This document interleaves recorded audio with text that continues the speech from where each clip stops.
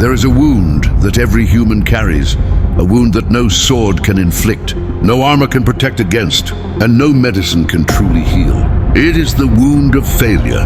It is the pain of falling short, of losing what you love, of watching your dreams shatter at your feet.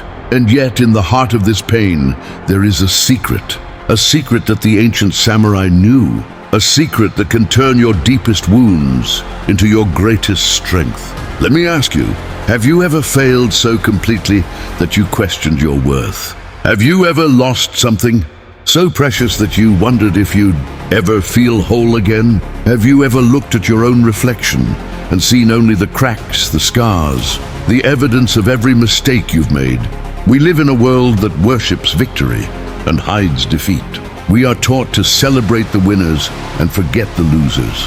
But what if I told you that the samurai, the greatest warriors in history, did not fear failure? What if I told you that they saw every defeat as a doorway to a deeper kind of power? There is an ancient Japanese art that holds the answer. It is called Kintsugi, the art of golden repair.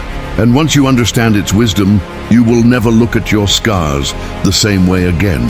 Stay with me, because by the end of this journey, you will know how to turn every failure, every heartbreak, every wound into unstoppable strength. Let's begin with a story that could be yours, mine, or anyone's who has ever felt broken.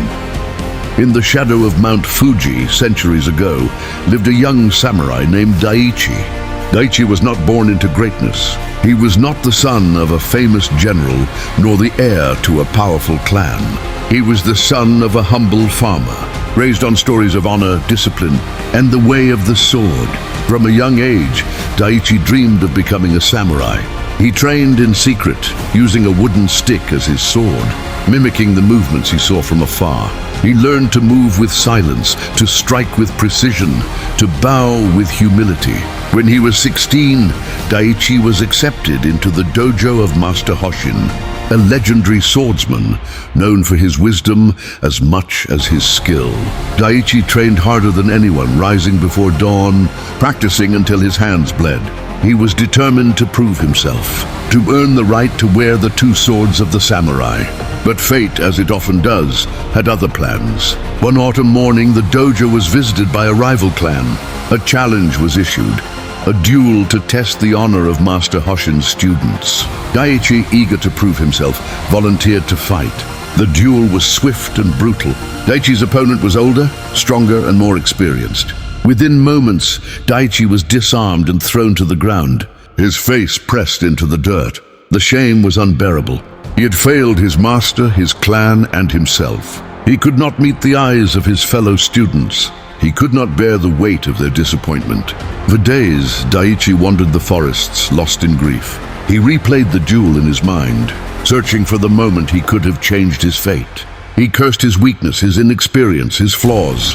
He considered leaving the dojo, abandoning his dream, disappearing into the mountains forever. But then, on the third night, as he sat by a stream, Daichi saw something strange. A potter from the village was kneeling by the water, gathering broken pieces of a shattered bowl. Daichi watched as the potter carefully placed the fragments in a basket and carried them away. Curiosity overcame his shame. He followed the potter back to his workshop and watched as the man began to repair the bowl, not by hiding the cracks, but by filling them with gold. Daichi was mesmerized. He asked the potter, "Why do you not hide the breaks? Why do you make them shine?" The potter smiled. "In Kintsugi, we do not hide our wounds. We honor them. The gold is not a disguise, it is a celebration. The bowl is more beautiful for having been broken." Daichi felt something shift inside him. He realized that his failure was not the end of his story. It was the beginning of a new kind of strength. He returned to the dojo, determined to learn the art of golden repair, not just for pottery, but for his own wounded spirit. Daichi's journey of healing was not easy. He faced ridicule from his peers, who saw only his defeat. He struggled with self-doubt, haunted by the memory of his failure. But he remembered the potter's words. The gold is not a disguise, it is a celebration. He began to study Kintsugi, learning to repair broken bowls with patience and care. He saw how each crack, each scar, became a river of gold, a testament to survival, to resilience, to transformation. He realized that the same principles could be applied to his own life. Step 1, acceptance. The first step in the Kintsugi path is acceptance. Daichi learned to accept his failure, to see it not as a curse, but as a teacher. He stopped hiding his wounds, stopped pretending to be unbreakable. He allowed himself to feel the pain, to grieve, to mourn. Modern psychology calls this radical acceptance. It is the willingness to face reality as it is, without denial or resistance. It is the courage to say, this happened, this hurt, but it does not define me. Step 2, reflection. The second step is reflection. Daichi began to ask himself, what can I learn from this wound? What did my failure teach me about myself, about my limits, about my strengths? He kept a journal, writing down his thoughts, his fears, his hopes. He spoke with Master Hoshin, who shared stories of his own defeats, his own scars. He learned that every samurai, no matter how great, had faced failure. He learned that the path to mastery was paved with mistakes. Step 3, repair. The third step is repair. Daichi began to rebuild his confidence, one small victory at a time. He practiced the basics, focusing on his weaknesses, turning them into strengths. He learned new techniques, adapted his style, embraced his unique way of moving. He filled the cracks in his spirit with gold, with wisdom, with compassion, with humility. He realized that the scars he carried were not signs of weakness, but of survival. Step 4, sharing the gold. The final step is sharing the gold. Daichi began to help other students who struggled with failure. He shared his story, his pain, his healing. He became a mentor, a guide, a source of strength for those who felt broken. He understood that the true power of Kintsugi was not just in repairing yourself, but in helping others heal. Modern science supports this ancient wisdom.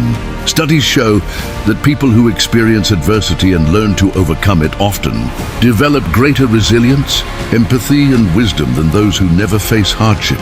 The very things that break us can become the things that make us. So here is the challenge, the samurai's challenge for you. The next time you fail, the next time you feel broken, do not hide your wounds. Do not run from your pain. Gather your pieces. Honor your cracks. Fill them with gold. Ask yourself, what have I survived? What have I learned from my pain? How can I use my scars to help others heal? Share your story in the comments. Let this community be your gold, where your brokenness is not just accepted, but celebrated. Remember, you are not less because you are broken. You are more because you have been repaired. The world does not need more perfection. It needs more people brave enough to walk the Kintsugi path. If this message resonated with you, subscribe to the channel, join our community, and share this video with someone who needs to hear it. Your wounds are not your weakness. They are your strength. They are your story.